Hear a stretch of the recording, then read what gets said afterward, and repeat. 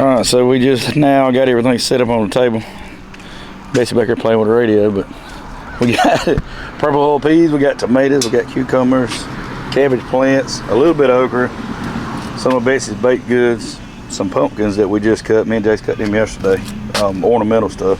Tomatoes, purple whole peas, some more plants. She got some aloe vera, some lettuce, and some cauliflower. It's called Betsy's Farm Fresh Fudge. Betsy's Farm Fresh Fudge. And we got some local honey. Guy that comes out here and buys from us, he actually brought us some honey to see if we can move it, you know, on Saturdays at the farmer market. But yeah, this is the setup today. I mean, normally we have more than this, but we're kind of in between plantings. And we're waiting on other stuff to start come off. We're getting ready to start on fall crops too, so be a lot of different varieties here in the next couple of weeks, hopefully. What's up, guys? Welcome back to Lick Branch Farms. I know it's been a while since I put out a video about anything to do with the garden and all that, but I'm gonna be honest with you, ever since we started, you know, our LLC, we have been so busy with different things. It's been hard to do anything other than, you know, work in the garden, work in the house, working, you know, get Betsy baking things, cooking cakes, things of that nature. We've been hopping. We've been steady at it, but things are starting to slow down a little bit. Things in the garden are winding down as far as the warm season crops and things of that nature. Cool season crops are just now kicking in, but me and Jace gonna work on something today, and we're gonna try to video this stuff and kind of keep track of everything. But before we get started on that, if you guys haven't subscribed to our channel, consider reaching over here in this right hand corner and clicking this subscribe button and click the bell notification so you get notified every time we put out a video. But if you are one of our faithful subscribers, it's good to have you back. All right, so I'm gonna run down through here real quick like and try to bring you guys up to speed. So all the warm season crops, everything is up except for the last of the peppers and the okra. And I did have a couple of rows of green beans that I put in just for late season green beans. I got two different kinds. I got the Blue Lakes, and then I got the Providers on the other side. The Providers seem to be doing a lot better than the Blue Lakes in the cooler weather. I don't know. I've never grown Providers. I have grown Blue Lakes, and they've always done well. But in the cooler weather, the Providers are actually doing really good right now. So, like I said, everything is gone except for some green beans, some okra, and some peppers, which, if the weather holds out like they say it's going to within the next 7 days, well, we will have our first frost, and that will be gone. So we're down to cool season stuff. Now, I just finished putting cabbage and stuff in the ground, so everything's still kind of small. That's why I want to get the drip irrigation in right now. But so we can run down through. We got a little bit of collards left over on this side that we've been harvesting on. I got red cabbage, that is the red jewel cabbage, and I got 2 rows of that. We got 2 rows of Savoy cabbage. It's a blue Savoy, I think that's what it is. There's 2 rows of that. And then we got broccoli, which is Imperial. I got 3 rows of that. These are 36 inches on a single row. These are 24 inches on a double row. So I know broccoli needs a little bit more room. That's why I did that. 3 rows of broccoli. And then I got 2 more rows of Morse heading collards on that side. Over here, we got a 120-foot row of onions. There's 1,000 onions in there. Georgia Southern collards, more cabbage, red and green. This is bok choy, and this is Joe choy, so Chinese cabbage, 2 rows of that. This is the last planting of summer squash that we have, and well, from what I know now, it won't make it. 2 more rows of cabbage. This is capture. I'm sorry, 3 rows of cabbage, that's capture, and that is my last ill attempt at a row of cucumbers, which I know now that's not going to make it either. So the cucumbers will be coming out. I more than likely will try to sow either another row of carrots, and I'll show you my carrot stand over here on the other side, but another row of carrots or some type of beet. I got plenty of beet started up here, and I'll show you guys that here in a minute. Jace is in the okra trying to find out a little bit of what's left over. Look, way over top of his head, and he's still having to reach up and get it.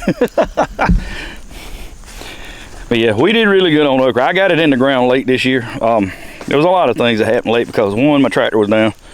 2, you know, I was trying to finish up plantings for everybody else, spring plants and all that good stuff, and I got behind on mine. But once we did get our feet up under it, actually, you know, our warm season plantings went really, really well. I mean, it did really good. All right, so this is a row of purple top turnips. This is a row of mustard greens that we've been harvesting on right readily here for the past 2 weeks, and this is a row of red mustard green. This is a row of yellow beets. That's a row of red beets. And this is a row of carrots. And pretty good stand of carrots too. Haven't grown many, but the ones I've grown, none of them look this good this early in the planting. So I got that going for me. All right, guys, so we back up here at the barn. I'm trying to give everybody a rundown on what I've got left to do. All of this here is kale. Everything from here over, kale, black magic, winter boar, red boar, a whole lot of different stuff. Leaf lettuce, beets, more bok choy, more yellow beets, bok choy, joe choy, yellow beets, red beets, lettuce, and this is just leftover broccoli and cabbage and things of that nature that I had from our garden plantings and what I didn't sell. We did a lot better in the spring with plants than we did in the fall, and it's simply because we didn't put as much advertising into it as we do during the spring, and we're busy trying to get our own gardens going. But since the last video, I have put in a garden up here at the top, up here by the cow pasture, and it is roughly like 45 by 50, and I just did it for kind of a spillover garden, to where if I didn't have something coming off in the garden, I could use this area here to kind of fill in the gap, so to speak, you know, with what I had going on. But we got onions planted up here in these 2 rows here, and I planted my onion bulbs, and I can see that some of them's already popping up here, here. So I feel pretty good about that. I planted 1,800 onions just by bulb this year, and I've still got 1,500 coming from Dixondale's. I got 1,500 white sweets, and I got 1,500 red sweets, so got all that coming. This is 2 rows of radishes. One of them is French breakfast radish, and the other is a round red radish. I think it's Crunchy King. This is French breakfast radish, and it is doing really well. So got this row, we've been harvesting on this one, and then I got these round radishes, which are rover, and you can see those are doing really well. These other 2 rows that you see here and here are purple top turnips, and I got another row of green mustard. Matter of fact, I got 2 rows of green mustard, another row of red mustard, and this row here is where that lettuce that you've seen that looks like it's ready to come out, that lettuce will be going there. So that kind of brings you up to speed where we at with everything for the garden as of now. But if you see over here, me and Jace have been working on cutting a little bit more timber out of that block of woods here. Now, if you remember correctly, early last spring, we were talking about putting up a greenhouse, which we still are, and it is going to be here. But this greenhouse is basically going to be for a nursery to start our plants and to start plants for sale at the farm market. But I left enough room to where I could actually put three greenhouses. 1, 2, 3. One's going to be a nursery, one's going to be strictly for cucumbers, and one's going to be strictly for peppers. And I got another surprise for you. We actually bought another we bought a greenhouse to repurpose.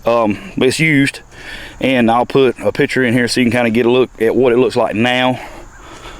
It is roughly 70 feet long and 24 feet wide, and a lot of it is on the back of this trailer right here and on the back of this truck. So you can see the cross members, tons and tons of racks. It was a greenhouse for like Walmarts and Lowe's and things of that nature before they went to the super centers and had them indoors. These were the ones that were on outside. One of our customers from the farmer's market actually told us about this. Her family owned it. We did some research, talked to some people, and we ended up acquiring it. And it is going to be brought to this farm and put together behind these other 3 this direction, and we're going to use it to grow tomatoes, high total tomatoes. And this is a monster of a greenhouse. Now it's a beast, and it is very well put together, and there's going to be some grading that's going to have to be done to level this up, but it's going to sit right here, and we're going to use it to extend our season for tomatoes. If I'd had that greenhouse this year, I would still be growing tomatoes right now, no doubt.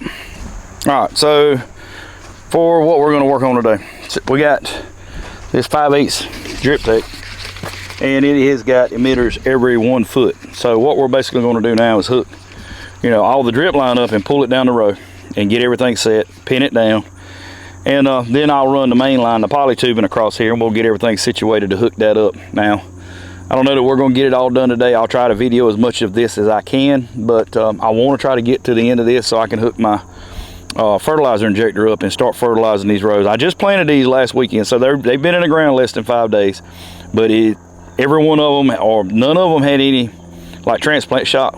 They all still standing up. They never laid down. I watered them real good day before yesterday, so it's still a little damp, but I want to get this in so I can hook my injector up, because we got to start pumping the juice to these things to go ahead and get them to growing. We're headed to the end of October here, and with that's going to come some really cool weather, and it's pushing our maturity date back. You know, when it starts cooling off, our maturity date keeps going back. Now, cabbage I'm not so much worried about. Broccoli I'm not so much worried about, but some of the crops that we're going to be growing over here in the big garden, you know, we need to push them things through so we can get them out and get them to the farmer's market and get them sold so we can get this place ready for spring again. Jace is up there picking beets. He calls them beets. They're actually radishes, but he's up there picking some radishes. Anyway, this is the drip tape that I was telling you about. And you can see it's got emitters going down where the green lines are. That's the side that the water's going to come out of. So basically, I bought the stock so it's got the little end in it, because what I will do is when I get to the row end, I'll put this 60 penny nail through there and just kind of pin that thing to the ground so it doesn't move around a lot. So yeah, basically this goes in. This is a little stub in. That goes into the end of it. You push it all the way up as far as it'll go, and then you twist the lock down on it, and that locks it onto the end. So that's one. That's ready to go. So what I'm gonna do is lay this off, pull it down to the end of the row, and then we'll stake it, and then we'll do the next one, and so on and so forth until we get them all laid off. Then we'll lay the main line out. Then we'll lay the main line out, and then we'll punch the holes and get everything situated. All right, guys, so we got all of the drip line. Jay, stand on it a minute. Hold it now. We got all the drip lines laid, you can see. And on these double rows, I just went up the center of them, and I planted these cabbage plants close together just for that reason. I'm gonna try to get away with using one drip line in between them, and then when we got to the broccoli, all I'm doing is putting it right up next to it, all the way down through there. And I left enough main line tubing to go over here because I'm going to probably try to work 2 rows of kale in there, or either beets, one of the two, later on in the month, or maybe onions or something, I don't know. But anyway, we got down here, and I run one line here on this row of collards, and I didn't on this one because we're getting ready to harvest those, and we're going to rework those rows anyway, and then I'll run them whenever we get ready. But me and Jason gonna show you how we put these together. Hold that camera right there. You see it? Yeah. Hold it right there. So when you get this, make sure you get the right series tubing and fittings. All of this is 800 series, so I get 800 series fittings. This is a poly tubing end, and it's got a cap, so you can take that off and flush the line out if you need to. But basically, you just shove it in, get it all the way till it seats, and then you turn the fitting until it cinches it off, and then that's terminated on that end. So if you get trash in it or something like that, you can take this cap off, flush it out, and then put the cap back on it. Y'all gonna be seasick by the time Jace gets done with that camera. He's all over the place. So anyway, what we're gonna do is go down through here, and we're gonna terminate all these row ends. And I bought all the valves.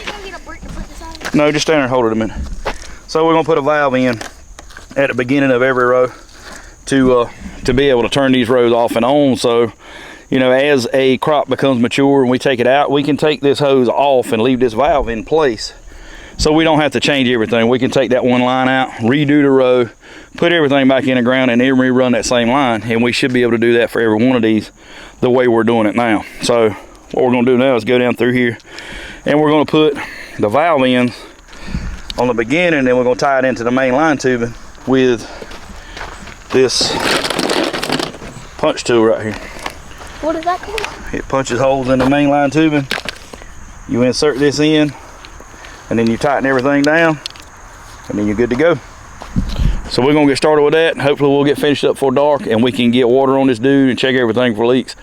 The main line I don't really know what the main line is regulated for, probably 50, 60 PSI, but the drip lines are regulated at 22 PSI. Well, that's what they're rated for. So I got a 20 PSI inline regulator to go on this whole setup. It says 2 to 20. So we're gonna put that in there so we don't overpressurize everything, and then hopefully we'll be able to put our irrigation or our fertilizer injector on this line. That way we can fertilize through the drip tape and we won't have to worry about doing it overhead anymore. I've been wanting to do this for years. Just now got the time to do it. I've been had a lot of this stuff, but we're gonna get this one done today, and then we're gonna work on that one over there tomorrow and get that one done, and then we're gonna work on that one over there, and then this one over here, and then that garden up there. So 4,400 feet, so we should have plenty. So we'll get these valves put in, and then we'll get some water on this dude. All right, guys, so we got all the valves in. All I got left to do now is put the row start, which is that piece there. You can see where the hose goes in. Put the row start on this end. Like I said, now I left enough room to put lines down here and on the other end just for future use, because I know I'm gonna use these rows. I just don't know what I'm gonna use them for yet. Probably kale, what I got started up here. And I'm gonna get this row start on, hook up the line, get the fertilizer injector over here and get it full of fertilizer. I'm gonna run it just with regular water, just to make sure we don't have any leaks and all that good stuff first. And then once we know we're good, then we'll hook the injector up and we'll let it run the rest of the afternoon. All right, so we got water on it, and so far so good. I don't see anything leaking, but we're gonna wait till they blow themselves up, and you can see this is what it's designed to do. So it just trickles out. And we're gonna go down through here and make sure that it is up close to the plants. So it's pretty effective, and which is going to be 10 times better than watering overhead, no doubt. And you know, sprinklers, I know you got to do what you got to do sometimes. Sprinklers they have their place. I like them on lettuce, I like them on greens, I like them on radishes, but you know, for a lot of other crops like cucumbers and tomatoes and things of that, no, it's not very good for them because of, you know, obviously powdery mildew and things of that nature. So yeah, we're going to watch these, and if we have to pull the slack out of some of them or retrim them, or just to make sure that we don't have any issues with anything leaking, which I don't see anything. Everything's looking real good right now, but we're going to spend some time watching it and, you know, adjust as we need to and hope for the best. If it keeps running like it is, then I'm going to shut it off. I'm going to go get my fertilizer injector, and we're going to hook it up and let it go from there. Right now it looks pretty good, don't it, Jay? Yeah. Yeah, see, this is what I'm looking for. It's how even that is. And it's not going to be directly at every plant, but as long as it's close, these lines will drip. See when I sprung a leak right here. I don't know if it's just that wasn't punched correctly or what, but yeah, squeeze it, Jay, see if it stops. Squeeze hard. There you go. Let it go. Let's see, it should start weeping. I think that's when they cut the slits in them, they don't go all the way through it. It just makes a little hole. But yeah, that's looking really good. I like that. And it beats the fire out of them overhead sprinklers. Throwing water everywhere and wasting it, because that's not what we're after. So yeah, we're going to watch this a few minutes, and then we're going to get the injector and hook it up, and we're gonna put some go-go juice in this stuff. All right, guys, so I got my injector hooked up. This is a pressurized injector here, and I got it on number 2 setting, which is kind of middle of the road. Normally I would run it for an hour on number 2 and it would empty it out, but right now I got 8 ounces of 20 in there, and we're gonna run that on this drip line for, I'm gonna say, at least 30 minutes, and then we'll see what it does. If it looks like it saturates the ground pretty good, then that'll probably be the setting that I use, is 8 ounces for 30 minutes to get it in the ground. But if I'm running straight water, it would probably go an hour. But we'll run it for the first time and see what it does, and you can see it's putting out a pretty good bit of water, and I got it on 25 psi when I'm running it at. So, and then with that injector, it's going to cut it down some. So maybe let's just say 20 psi is what we're running on this drip, and you can see it's doing a really good job. Those are 1 foot spacings on those emitters, and I think that'll be enough coverage to get the ground saturated in between them. And then Jason's on leak patrol. He's running around checking, making sure we ain't got nothing leaking out. But yeah, right now I'm pretty happy with it. It beats the crap out of all that overhead mess and worrying about sprinklers sticking and drowning in one spot or hoses blowing and just making a freaking mess. And I've had that happen, all of the above. So yeah, we're gonna get out here and get busy, but yeah, I'm gonna try to get another video put out pretty quick. Like I said, we still got this greenhouse to go start picking up, and we may work on that some this week. I'm not sure. Me and Bessie got plans for this weekend that we're gonna go off and, you know, spend some time doing something other than working. And then when we come back, we got a big project up at the house we're gonna be working on. And then I'm coming back down here, and I'm getting on those greenhouses hot and heavy and knocking that out. All right, guys, so me and Jace fitting to get over here and get started on this other garden. And like I said earlier, if you hadn't subscribed already, reach over here in this right-hand corner and click that subscribe button. And click the bell notification so you get notified every time we put out a video. And guys, let me get you out of this sun. You know, me and Bessie want to thank everybody that supported us so far with what we got going on. Lord knows we wouldn't be where we at now if it wasn't for, you know, the customers that we built, friends and family and things of that nature. So from me and her, we appreciate it, guys, and we look forward to seeing you at market. We look forward to seeing you come here at the house and buy stuff, and when we go over at Biltmore Drive and, you know, set up market over there in the middle of the week. So yeah, guys, we appreciate it. Thank you for stopping by. Appreciate you watching. We'll see you on the next one.